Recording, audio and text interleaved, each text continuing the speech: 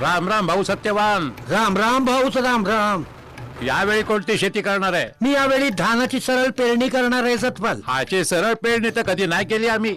भाऊ नवीन आहे हे. यावेळी पूसा संस्थानात ट्रेनिंग घेऊन आलो होतो, तर त्यांनी 2 बियाणं खूप छान दिली आहेत. जे आपल्याला तण नेहमी त्रास देत होते ते यामध्ये नाही करत. काय येड बनवतोय भाऊ? ये भाऊ अमित, इतके खटाटोप आपण करू तर यात सगळी जमीन आणि पैसे दोन्हीही खराब होऊन जातील.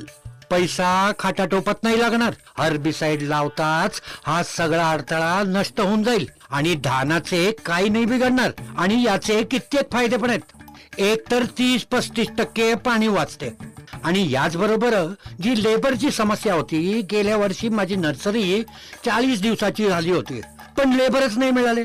आणि याच्या बरोबर सरळ सिंचन नाही, लेबरची गरज, त्याचबरोबर ग्लोबल वॉर्मिंग पासून पण वाचवते. जे आपण पाण्यात कुटू करून रोटावेटर चालवत होतो त्यात मिथेन सारखी खूप विषारी गॅस निघत होती, त्यापासून पण आराम मिळेल. याचे खूप फायदे आहेत. याने तर खूप फायदा होऊन जाईल भाऊ. जर तुम्हाला आणखी जास्त माहिती घ्यायची आहे तर चला कृषी चौपाल मध्ये. तिथे खूप सगळे वैज्ञानिक बसले. चला भाऊ, चला ना, चला भाऊ चला. पहिल्यांदा मूग, नंतर धान, याला म्हणतात चतुर किसान. मी इथे ज्या जागेवर उपस्थित आहे इथल्या शेतकऱ्यांच्या मध्ये ही म्हण खूप लोकप्रिय आहे. पण ही म्हण केवळ म्हण नाहीये, या मागे निसर्गाचे एक विज्ञान लपलेले आहे. ते असे की मूग डाळीचं पीक आहे जे की मातीत नायट्रोजनला फिक्स करते, जे धानासाठी पोषक तत्व उपलब्ध करवते. तर ही होती निसर्गाच्या विज्ञानाची गोष्ट.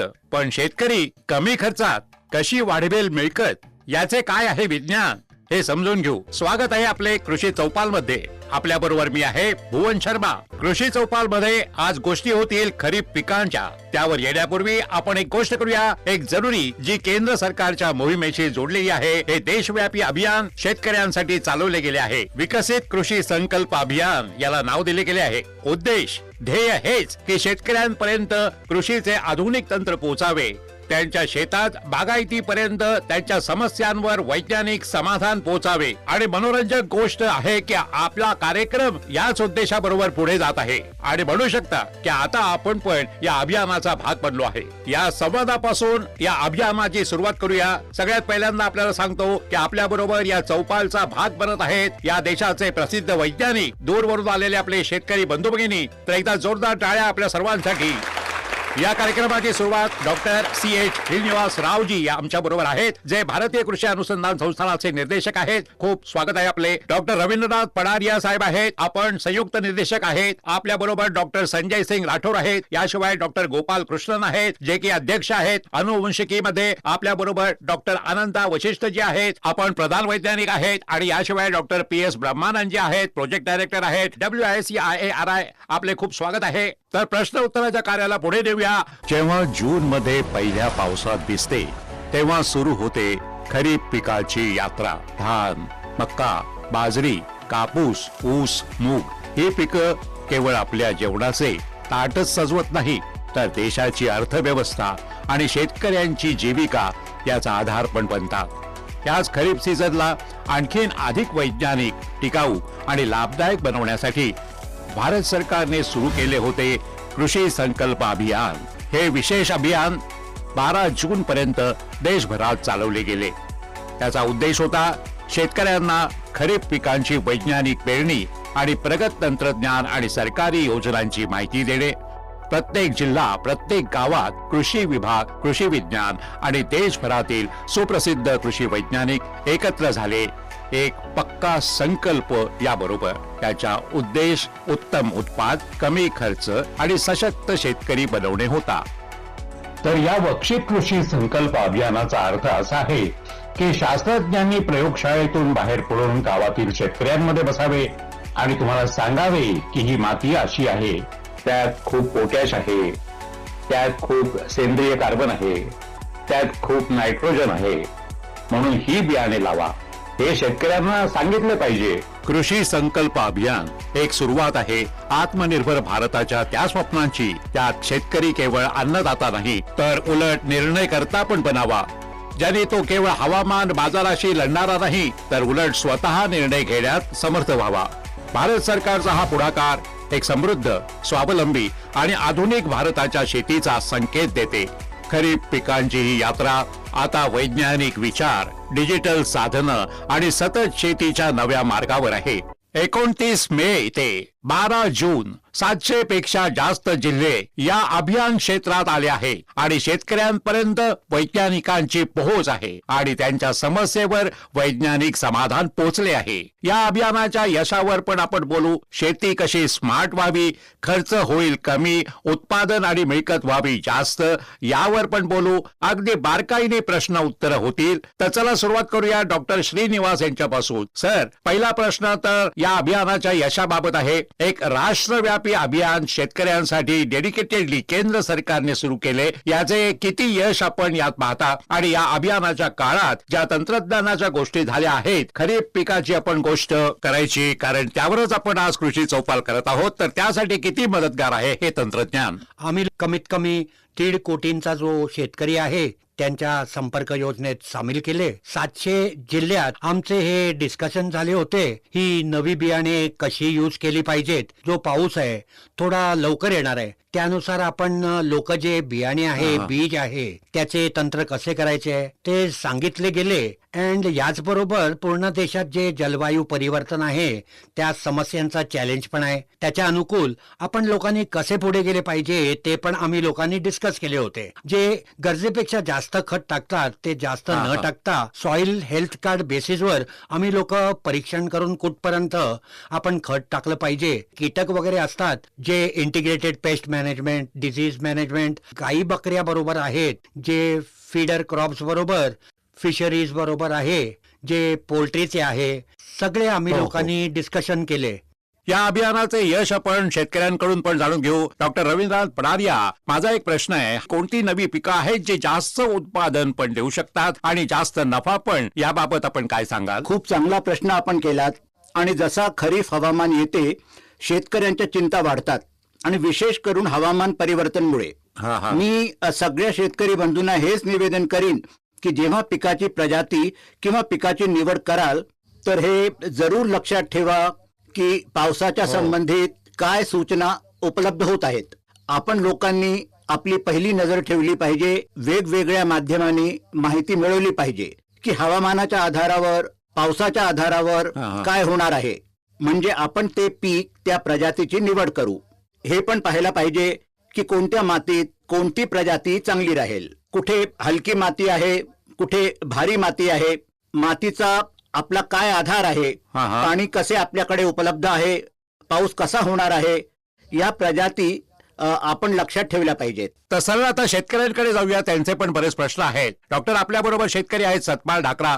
विचारा आपला प्रश्न. एक जी आमची समस्या आहे, जी शेतकऱ्यांची एका बियाणाचे उत्पादन एका प्रकारचे जे चांगले उत्पादन देते, दुसऱ्या शेतात ते चांगले उत्पादन देऊ शकत नाही. तर माझा प्रश्न आहे, जे खरीपसाठी बियाणे आहे ते आपण कसे निवडायचे आणि यासाठी आपण काय सावधगिरी बाळगायची? माती आणि जलवायू पाहता बियाणाची निवड कशी करायची? डॉक्टर गोपाल कृष्णनजी, आपण याचे उत्तर द्या. उत्तम बियाणे म्हणजे सर्टिफाईड सीड्स, प्रमाणित बियाणे, जसे ICAR इन्स्टिट्यूट आहे, स्टेट ऍग्रिकल्चर युनिव्हर्सिटीज आहेत, त्यांच्याकडून आपण बियाणे घेतली पाहिजेत आणि हेच चांगले मूल्य आहे प्रोडक्शनसाठी. कमी मान्सून आला तरी पण जास्त खरीप पीक मिळू शकेल आणि जास्त मध्ये पण हे कसे केले जाऊ शकेल?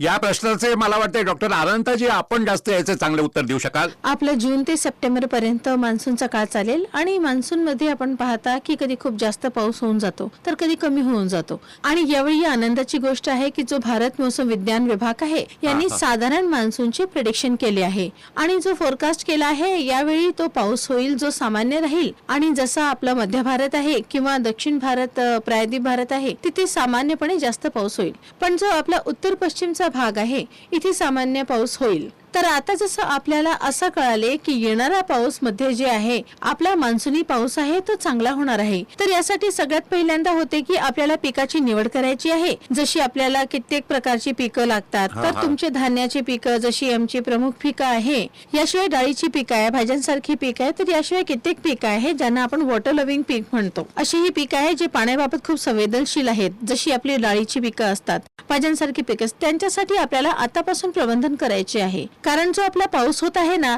जो आपण पाहत आहोत, तर जलवायू परिवर्तनामुळे हवामानात खूप विविधता येत आहे. आम्ही म्हणालो की मान्सूनी पाऊस तर खूप सामान्य झाला, पण याचे वाटप कसे होईल? कित्येक वेळा आपण पाहतो की जो पाऊस आहे तो 3 ते 4 दिवस होणार आहे, तो पाऊस आपला 1 ते 2 दिवसातच होऊन जातो. कित्येक वेळा तर 4-5 तासातच पडून जातो. त्याने काय होतं की वॉटर लॉगिंगची समस्या होते आपल्या शेतात. आणखी पण जी पिकं आहेत, जसे आपले भाज्यांची पिकं लावले आहेत, अधिक पिकं आहेत, तर त्यात वॉटर लॉगिंगमुळे ते खराब होण्याची शक्यता होते. पेरणीनंतर आता तंत्रज्ञानावर पण गोष्टी झाल्या पाहिजेत की कोणकोणती तंत्र आहेत ज्यांचा वापर करून शेतकरी आपले उत्पादन वाढवू शकतो. माती खूप महत्वपूर्ण भूमिका निभावते. तर जसा मातीमध्ये जे लवण असतंय त्याचा जो प्लांटची जरूरत आहे, जो पिकांची गरज पूर्ण करते. काही मातीमध्ये शेतकरी बंधू ज्या शेतांमध्ये जास्त होते, कमी होते, म्हणून आम्ही लोक सांगतो जे परीक्षण जरुरी केले पाहिजे. सॉइल हेल्थ कार्ड जसे मनुष्यासाठी हेल्थ किती जरुरी आहे, मातीची पण हेल्थ असणे जरुरी आहे. काय ताकद आहे त्याची, त्यानुसार आपण खत टाकली पाहिजे. नेहमी हेच होतं, आपण लोक काही टेस्टिंग न करता आपण लोक खूप जास्त नेत्रिन, नायट्रोजन टाकतो, युरिया टाकतो, झिंक पण असते, आयरन पण असते, बोरॉन पण असतं. तर परीक्षण केल्याने ही सुविधा होते की गरजेपेक्षा जास्त ते कमी करून जे मायक्रो न्यूट्रियन्स कडे लक्ष दिल्याने पूर्ण संतुलित होते. न्यूट्रिशन अँड पीक म्हणजे आपले यील्ड पण जास्त वाढेल आणि त्याचबरोबर न्यूट्रिशन पण वाढेल. जर खतात आपले जे न्यूट्रिशन आहे, तर आपण खाण्याच्या फळात पण हे भात मध्ये पण हेच आहे. डॉक्टर देवाशिष मंडलजी, एक प्रश्न मृदा स्वास्थ्य कार्ड बाबत पण आहे. याचा उपयोग कशा प्रकारे केला पाहिजे आणि जिथे उर्वरकाची गोष्ट आहे, उर्वरकाचा संतुलित उपयोग कसा करावा? तर शेतकऱ्यांना कित्येक शेतकरी आहेत ज्यांना प्रश्नाचे उत्तर मिळून जाईल. हे पहा, मृदा स्वास्थ्य कार्ड एक खूपच महत्वपूर्ण विषय आहे. मला आशा आहे की शेतकरी मृदा स्वास्थ्य कार्ड याबद्दल चांगल्या प्रकारे जाणत असतील, कारण की आतापर्यंत 2.5 कोटी मृदा स्वास्थ्य कार्ड वाटली गेली आहेत. तर यात आपल्याला जवळजवळ 12 जे पॅरामीटर्स आहेत, त्याला आपण मापदंड म्हणतो, त्याची माहिती आपल्याला मिळते. जसं त्यात पीएच आहे, ईसी आहे, जैविक कार्बनचे प्रमाण उपलब्ध, नायट्रोजन उपलब्ध, फॉस्फोरस उपलब्ध, potassium, zinc, iron, copper, manganese, boron आणि सल्फर, ह्या 12 पॅरामीटर्सची माहिती आपल्याला मिळते. तर त्यानुसार आपण जे पीक काढणार आहोत, तर त्याचे उत्पादन उत्तम करण्यासाठी त्याची जी मागणी आहे, तर ती जी जमीन आहे, शेत जमीन आहे, त्यात आपण कोणची फसल घेणार आहोत, कारण वेगवेगळ्या पिकांची मागणी वेगवेगळ्या प्रमाणात असते. जे उर्वरक आहेत त्यांचे जर व्यवस्थापन कराल तर आपला खर्च पण त्या हिशोबाने कमी राहील आणि उत्पादन चांगले येईल.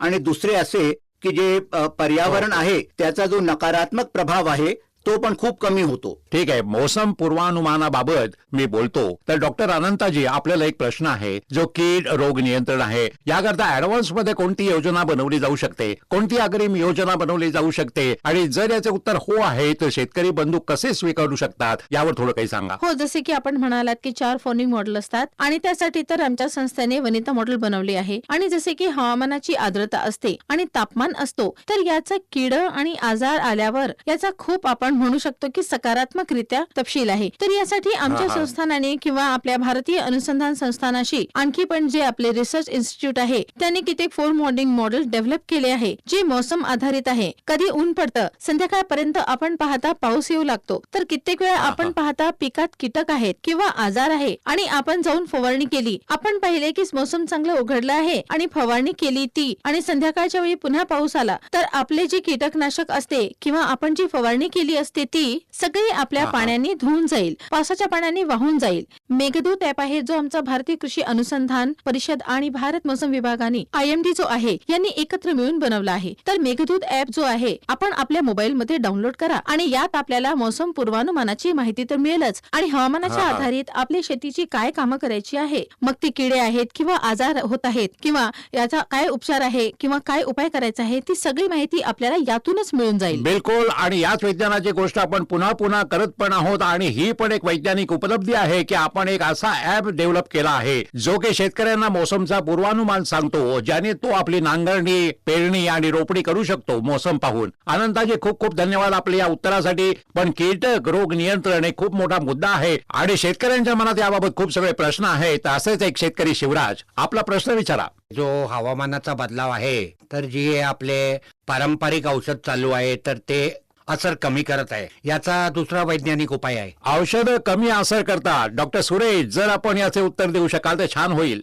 पुष्कळ वेळा आम्ही शेतकऱ्यांना सांगत असतो की हे औषध वापरा, आणि मग ते म्हणतात की याने जर कंट्रोलच होत नाही, तर यासाठी नेहमी आपण रसमय कीटक प्रबंधन स्वीकारले पाहिजे. रसमय कीट प्रबंधनात आम्ही काय करतो की प्रत्येक गोष्टीत जर पहिल्यापासून आपण कोणते पीक घेणार आहोत आणि त्यावर कोणते कीटक येऊ शकतात याची पूर्ण माहिती पहिल्यांदा घेतो.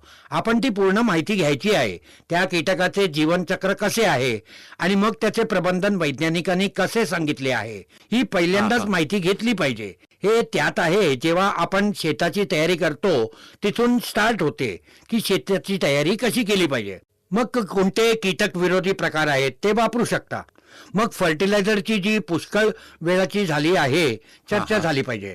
जर आपण नायट्रोजनची फर्टिलायझर पर्टिक्युलर जर आपण जास्त वापर कराल तर कीटक आणि रोगाचा प्रकोप जास्त होईल, हे नेहमी लक्षात ठेवले पाहिजे. आणि त्यानंतर खूप सगळी जैविक औषधं उपलब्ध आहेत मार्केटमध्ये, जसं की बसेरस थरंजस बीटी आहे, ब्युवेरिया बेसियन आहे, मेटरिजियम 3 सोपलिया. तर आपले कोणते पीक आहे आणि कोणते कीटक आहेत हे पाहून ते वापरलं पाहिजे. समजा इतकी सगळी केअर घेतल्यावर पण जर कीटक येतो आहे तर आपण हे म्हणतो की त्याचा एक इकॉनॉमी थ्रेशोल्ड लेवल असते. जसे की आपले आता छान आहे तर धानात पिवळट छेड आहेत, त्याचा जर 2.5% जरी लॉस झाला, 100 मधून 5 प्लांट मध्ये जर तो लागला आहे तर आपण इन्सेक्टिसाइडचा स्प्रे केला पाहिजे, नाहीतर तो नंतर नुकसान जास्त करेल. तर त्या केसमध्ये मग आपण हे पाहायचे आहे की कोणते औषध थोडे नवे आले आहे, कारण की नवीन औषध थोड्या अशा प्रकारात बनवली गेली आहे की पाऊस जरी पडला किंवा जास्त ऊन जरी पडले तर त्याचा जो प्रभाव आहे तो जास्त दिवसपर्यंत राहतो. एक आणखीन शेतकरी बलजीत आपल्या बरोबर आहेत. बलजीत आर्या, आपला प्रश्न विचारा. दुष्काळ किंवा पुरासारखे संकट अशा स्थितीत खरीप पिकाच्या रक्षणासाठी आकस्मिक काय उपाय केले पाहिजे? जे दुष्काळ प्रभावित क्षेत्र आहे तिथे आपण आकस्मिक पीक प्रणाली, ज्यामध्ये जी योजना दिली आहे, जसे की दुष्काळ जर 2 आठवड्यापूर्वी येईल किंवा 2 आठवड्यानंतर येईल, वेगवेगळ्या वेळी येईल, पाऊस होत आहे पण खूपच विविधता आहे त्याच्यात, तर ह्यासाठी ते लक्षात ठेवून काय करायचे आहे, प्रणाली आहे पण काय आहे की ती त्याबरोबर आपल्याला इनपुट्स न रेडी ठेवायचे आहे. जसे की त्यावेळी जी व्हेरायटी पाहिजे, त्याचा मंजी पाहिजे, बियाण पाहिजे, तर या सगळ्यांना आम्ही कम्युनिटी नर्सरीच्या हिशोबाने, कारण की पहिल्यापासूनच रेडी होऊ नाही झाला तरी पण नष्ट होते, तर काही पर्सेंटेज ह्यासाठी आपण कम्युनिटी नर्सरी पद्धतद्वारे त्यांना शेतकरी बंधू संघटनाच्या हिशोबाने ते करू शकता. हे खूप चांगल्या प्रकारे सहकार पद्धतीने खूप छान चालेल. दुसरे असे आहे की जसे आपण पाण्याचे स्टोरेज वाढवायचे आहे तसे वाढवू. काही शेतकरी बंधूंना काही स्ट्रक्चर नाही करू शकणार, त्यांना तर मातीत मॉइश्चर वाढवायचे आहे, तर त्यात मल्चिंग पद्धती आहे. आजकाल आपण भारत सरकारतर्फे नॅचरल फार्मिंगचे जे त्याचे महत्व त्याबद्दल चांगल्या प्रकारे सांगितले जात आहे. नैसर्गिक शेतीमध्ये जमिनीची पाणी धारण करण्याची क्षमता टिकून राहते. हे आपण विशिष्ट हवामान विभागांमध्ये आणि उच्च मूल्यांच्या पिकांसाठी अंमलात आणायला हवं. जलसाठ्यानंतर पाण्याचा वापर कार्यक्षम करण्यासाठी आपण ठिबक सिंचन किंवा स्प्रिंकलर सिंचन सारख्या पद्धती वापरायला हव्यात, जशा की आपण आधी बोललो. आता पूर परिस्थितीबद्दल बोलूया. पूर आला तर महत्वाचं म्हणजे तो केव्हा येतो. जर पूर हंगामाच्या सुरुवातीला आला, म्हणजेच मान्सून सुरू झाल्यावर लगेच, तर शेतकऱ्यांकडे अजून भरपूर वेळ असतो. अशा परिस्थितीत आपण दीर्घ कालावधीची किंवा मध्यम कालावधीची पिकं घेऊ शकतो. उदाहरणार्थ जर आपण धानाबद्दल बोललो तर जर पूर हंगामाच्या मधल्या टप्प्यात आला तर धान वाचणार नाही आणि मग आपल्याला दुसरे पिकं घ्यावी लागतील, जसं की कडधान्य किंवा तेलबिया. अशा वेळी पीक विविधता लक्षात घेऊन कमी पाण्याची गरज असलेली पिकं निवडावी लागतील. अजून एक मुद्दा म्हणजे अचानक येणारे पूर, म्हणजेच फ्लॅश फ्लड्स. भारतात अनेक ठिकाणी हे अचानक येतात. अशा वेळी ICAR संस्थेने विकसित केलेल्या स्वर्ण सब-1 सारख्या जाती चांगले परिणाम दाखवतात. पण ज्या भागांमध्ये पाण्याची पातळी हळूहळू वाढते, जसं की बिहार, पूर्व उत्तर प्रदेश, ओडिशा आणि पश्चिम बंगाल, अशा ठिकाणी स्थानिक जाती उपयुक्त ठरतात. उदाहरणार्थ पश्चिम बंगाल आणि ओडिशामध्ये वर्षाधन, दुर्गा आणि पॉली अशा जाती उपलब्ध आहेत ज्यांचा विचार केला पाहिजे. खूप छान प्रकारे आपण सांगितलं डॉक्टर साहेब. अजून शेतकऱ्यांचे प्रश्न घेऊया. यात पुढे जाऊ. रवींद्र ठकराल आपल्या बरोबर आहेत, एक शेतकरी आहेत. आपला प्रश्न विचारा. नमस्कार जी, माझा प्रश्न आहे, खरीप पिकात जे कीटक आणि जे आजार आहेत त्यात सगळ्यात जास्त नुकसान कोणता आजार पोहोचवतो आणि त्याला लवकर कसे ओळखू शकतो ज्याने आपल्याला कमीत कमी नुकसान होईल? जे किडे जसे आपल्या धानाचा तणाछेदक आहे, वांग्याचा फलीछेदक आहे, टोमॅटोचा फुल्लीछेदक आहे, या किड्यांचे जे फिरोमोन ट्रॅप्स आहेत जे जवळच्या मार्केटमध्ये अवेलेबल आहे, तर त्याचे 5 ते 8 ट्रॅप्स प्रति हेक्टरच्या हिशोबाने जर आपण लावाल, जसे कीटक येणे सुरू होईल आपल्या फील्डमध्ये तसे आपल्याला कळून जाईल. त्यांनी कीटकांचे जे ॲडल्ट मॉथ्स आहेत ते त्यात अडकतील. तर त्यांनी आपल्याला कळून जाईल की इन्सेक्टची ऍक्टिव्हिटी सुरू झाली आहे, स्टार्ट झाली आहे. आता आपल्याला तयार राहायचे आहे त्याच्या मॅनेजमेंटसाठी. तर त्या केसमध्ये जिथे फिरोमोन ट्रॅप्स अवेलेबल नाही आहेत त्यात आपण स्वतः पाहणी करावी लागते आणि मॅनेजमेंट करावे लागेल. तर अशा प्रकारे जसे कीटक फिरोमोन ट्रॅप जवळ आहे, ज्या प्रकारे नाही आहेत तर त्या प्रकारे आपल्याला प्लॅनिंग करावी लागेल.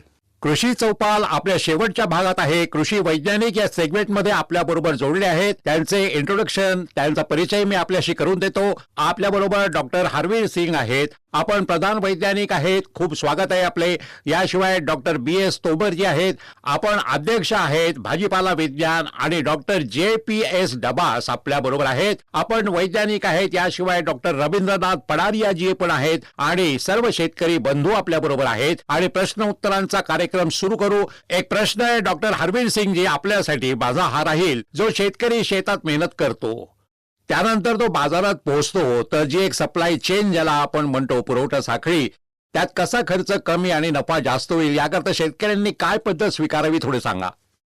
जेव्हा बाजारातील अडचणींचा विचार होतो, विशेषतः खर्च कसा कमी करायचा हो, यावर विचार करताना सर्वात महत्वाचं आहे की पीक कापणी केल्यानंतर ते योग्य प्रकारे साठवावं. त्यातील आर्द्रता योग्य पातळीवर असावी. कापणी केल्यानंतर लगेच पीक बाजारात नेऊ नये. बाजारात जाण्यापूर्वी आपल्या शेजारच्या शेतकऱ्यांशी, जाणकार व्यापाऱ्यांशी चर्चा करा. आणि बऱ्याच काही गोष्टी ऑनलाईन उपलब्ध आहेत. एगमार्क नेट व ई-नॅम यासारख्या ऑनलाईन प्लॅटफॉर्मचा वापर करा. हे प्लॅटफॉर्म दररोजचे बाजारभाव दाखवतात. हा हा, या माहितीच्या आधारे तुम्ही ठरवू शकता की पीक कधी, कोणत्या बाजारात आणि कोणत्या प्रमाणात न्यावं हे. आता माल बाजारात नेताना खर्च कसा कमी करायचा हे पाहू. एखादा शेतकरी एकट्याने जाण्याऐवजी जर शेतकऱ्यांनी गट तयार करून एकत्र माल नेला तर वाहतूक खर्च कमी होतो आणि एकूण प्रति युनिट खर्च घटतो.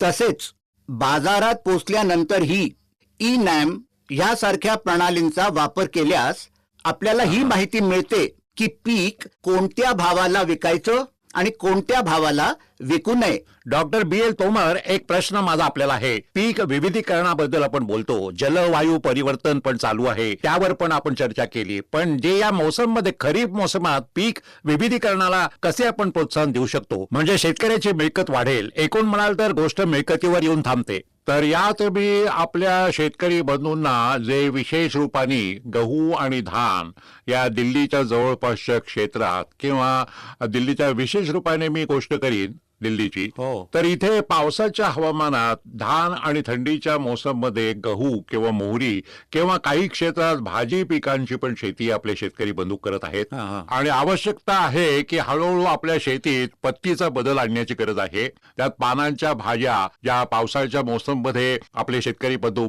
पालक आहे, पालेभाज्या उगवू शकतात, चांगला पैसा घेऊ शकतात, चवळी उगवू शकतात, आणि फुलकोबी आहे ती उगवली जाऊ शकते. त्याचा रिपोर्ट टाकण्याची वेळ आली आहे. त्यात पूषा, मेघना यासारख्या जातींना आपले शेतकरी बंधू निवडू शकतात. किंवा वांग्याच्या शेतीला आपल्या इथे प्रोत्साहन देऊ शकता आणि बागायती पिकं ज्याची मी चर्चा केली याची की अवधी आहे ती कमी असल्यामुळे शेतकरी कमी वेळात 2 पिकं घेऊ शकतात. जोपर्यंत आपण धानाचे 100, 120, 130 दिवस पीक घेतो तोपर्यंत आपण भाज्यांची 2 पिकं घेऊ शकता. तर विविधीकरण आपली आवश्यकता आहे आणि वेळेची मागणी आहे आणि शहरी क्षेत्रात पण विशेष करून जे पॅरा अर्बन क्षेत्र आहे त्यात आपण बागवानी पिकांना स्वीकारण्याची आवश्यकता आहे. आमच्या बरोबर काही दुसरे शेतकरी पण आहेत, त्यांचा प्रश्न आपण घेऊया. शेतकरी कुलदीप सिंग आपल्या बरोबर आहेत. कुलदीपजी, विचारा आपला प्रश्न. माझा प्रश्न आहे की खरीप पिकामध्ये ट्रेडिंगसाठी शेतकऱ्याला कोणकोणता प्लॅटफॉर्म आहे आम्हाला सांगावे. जेव्हा बाजारपेठेचा विचार केला जातो तेव्हा आपल्याजवळ अनेक आधुनिक तंत्रज्ञान उपलब्ध आहे. त्यापैकी ई-नॅम अर्थात राष्ट्रीय कृषी बाजार हे एक महत्वाचं साधन आहे. तिथे नोंदणी करून तुम्हाला केवळ आपल्या जवळच्या मंड्यांचेच नव्हे तर संपूर्ण देशभरातील मंड्यांचे दर आणि इतर संबंधित माहिती मिळू शकते. याशिवाय अनेक खासगी कंपन्या शेतकऱ्यांसोबत कॉन्ट्रॅक्ट फार्मिंग, ज्याला अनुबंध शेती असेही म्हणतात, करतात. याचा मोठा फायदा असा आहे की तुम्हाला आधीच माहिती असते की तुमच्या उत्पादनाला कोणता भाव मिळणार आहे. त्यामुळे एका अर्थानं बाजारपेठेतील जोखीम बऱ्याच अंशी कमी होते, कारण तुम्हाला ठराविक भावाची हमी मिळालेली असते. एक आणखीन शेतकरी आहेत, ज्ञानसिंगजी आपल्या बरोबर. ज्ञानसिंगजी, आपला प्रश्न विचारा. सर, माझा प्रश्न आहे, खरीप पीक आपली वेगळी मिळकत कशी करू शकते? तर प्रश्न असा आहे की प्रत्येक शेतकऱ्याला आपल्या उत्पादनाला जास्तीत जास्त भाव मिळावा असंच वाटत असतो. पण असं कधी शक्य होईल? तेव्हा शक्य होईल जेव्हा आपले शेतकरी संघटित होतील, ज्याबद्दल डॉक्टर हरवीर सिंग यांनी सुद्धा आत्ताच बोललं. शेतकऱ्याने आधीच केलेला खर्च झाला आहे तो तर हवाच, पण आता नफा वाढवायचा असेल तर प्रक्रिया, मूल्यवर्धन, ग्रेडिंग आणि मार्केटिंग या गोष्टी महत्वाच्या ठरतात. उदाहरणार्थ, आपण खरीप हंगामाबद्दल बोलत आहोत तर शेतकऱ्यांना बियाण, खते, कीटनाशके खरेदी करावी लागतात. जेव्हा हे सर्व वेगवेगळ्या दुकानातून घेतले जाते तेव्हा त्यांना जास्त पैसे मोजावे लागतात. पण जर हे सगळं त्यांनी त्यांच्या फॉर्मर प्रोड्युसर ऑर्गनायझेशन, FPO, सहकारी संस्था किंवा शेतकरी क्लबाच्या माध्यमातून सामूहिकपणे खरेदी केलं तर त्यांना दर्जेदार आणि स्वस्त बियाण मिळेल. त्याचप्रमाणे कीटनाशकेही दर्जेदार व कमी किमतीत मिळतील. त्यामुळे जो नफा व्यापाऱ्यांकडे जायचा तो आता आपल्या FPO कडे येईल आणि हा लाभ सर्व सदस्यांमध्ये विभागले जाईल. याचा अर्थ 2 गोष्टी: तुमचा खर्च कमी होईल, तुमच्या उत्पादनाला चांगला दर मिळेल आणि त्यातून अजूनही जास्त नफा घ्यायचा असेल तर काहीतरी नाविन्य करावं लागेल. आणि हीच आजच्या काळाची खरी गरज आहे. इथे आमच्या पॅनलमध्ये आपले एक्सपर्ट्स उपस्थित आहेत, त्यांच्याशी आपली ओळख करून देतो. डॉक्टर विश्वनाथजी आपल्या बरोबर आहेत, ते अनुसंधानात संयुक्त निदेशक आहेत. खूप खूप स्वागत आहे सर आपले. आणि एक प्रश्न माझा आपल्याला आहे, मार्केट पासून थोडा बाजूचा प्रश्न आहे, धानाबाबत प्रश्न आहे. जोने मेडिटेटची गोष्ट येते आणि या माध्यमाने धानाच्या ज्या नव्या प्रजाती आहेत, ज्या संस्थानाने डेव्हलप केल्या आहेत, त्याबाबत जर आपण आमच्या शेतकरी बांधवांना काही सांगाल तर चांगलं होईल. आता आपल्या जलवायू परिवर्तन एक खूप मोठी समस्या आहे आपल्या समोर. यामुळे आपलं पाणी ऑलरेडी खूप कमी झाले आहे. याशिवाय आपली सॉइल सॅलिनिटी, अल्कलिनिटी वाढते आहे. या सगळ्या समस्यांमुळे या सगळ्या पिकांची प्रोडक्टिव्हिटी कमी होऊन जाते. याकरता आम्ही नवा ब्रीडिंग मेथड यूज केला. आम्ही ब्रीडिंग करत आले आहे. 150 वर्षापासून ब्रीडिंग चालू आहे. त्यात ती जुनी मेथड आहे, त्यात जास्त वेळ लागतो. आता एक नवीन करण्यात आली, 15 वर्ष लागतील. आणि नव्या जाती बनवण्यास आता एक जिनोमेडिएट नावाचे एक नवी तंत्र आले आहे. या तंत्राला नोबेल प्राइज पण मिळाले. 2020 मध्ये नोबेल प्राइज मिळाले. ते तंत्र यूज करून आम्ही 2 प्रजाती ICARनी बनवले आहेत. या जाती आपले पूसा कृषी संस्थान नवी दिल्ली मध्ये बनवल्या. त्या जातींचे नाव आहे पूसा DST राईस 1. हे त्यात MTO 1010 करून एक जात आहे, त्यात सुधारणा करून बनवले आहे. ज्या जातीत आम्ही सॅलिनिटी टॉलरंट, अल्कॅलिनिटी टॉलरंट आणि ड्राउट टॉलरंट त्यात सुधारणा केली आहे. हे धान कमी पाण्यात उगू शकते आणि त्यात सलायनिटी, अल्कॅलिनिटी मध्ये पण उगवू शकतात. त्यात 10 ते 30% त्यात प्रोडक्टिव्हिटी आणि MTO 1010 चे कंपॅरिझन मध्ये जास्त प्रोडक्टिव्हिटी देतो. आणि दुसरी जाती आम्ही रिलीज केली, ही कमळा हे Indian Institute of Rice Research हैदराबादनी रिलीज केली. हे संबा मसोरी म्हणून हे एक एक्सपोर्ट क्वालिटी धान आहे. त्याची सुधारणा करून बनवले आहे. याचा ग्रेन नंबर वाढलाय. एक पॉलिग्रॅम ग्रेन बनवतो आहे 150 वर्षापासून त्या 300 ग्रेन नंबर वाढत आहे. त्याच वेळी याचे ड्युरेशन कमी होते. 150 दिवसाचे 125 दिवस होऊन हे 25 दिवस कमी होऊन जातात. प्रोडक्टिव्हिटी 30% वाढून जाते, म्हणून पाण्याची गरजही कमी होऊन जाते. 3 ते 4 पाणी कमी देऊ शकता, आपली प्रोडक्टिव्हिटी 25% वाढते. म्हणून या दोन्ही जाती शेतकऱ्यांची प्रोडक्टिव्हिटी वाढवेल, त्यांनी त्यांची मिळकत पण वाढेल. हे नवे तंत्रज्ञानाने बनवले झाले ही जाती आहे. खूप खूप धन्यवाद डॉक्टर विश्वनाथजी, आपले ही माहिती शेअर केल्याबद्दल. सध्या कृषी चौपालच्या आजच्या एपिसोड मध्ये एवढेच. मला द्या आज्ञा. आपल्या सर्वांचे खूप खूप आभार. नमस्कार.